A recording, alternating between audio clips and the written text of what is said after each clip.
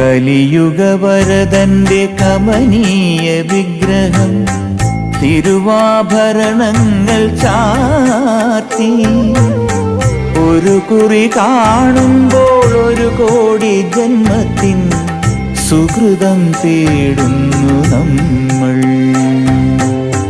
സുഹൃതം തേടുന്നു നമ്മൾ. കലിയുഗവരദന്റെ കമനീയ വിഗ്രഹം തിരുവാഭരണങ്ങൾ ചാർത്തി ഒരു കുറി കാണുമ്പോൾ ഒരു കോടി ജന്മത്തിൻ സുഹൃതം തേടുന്നു നമ്മൾ, സുഹൃതം തേടുന്നു നമ്മൾ.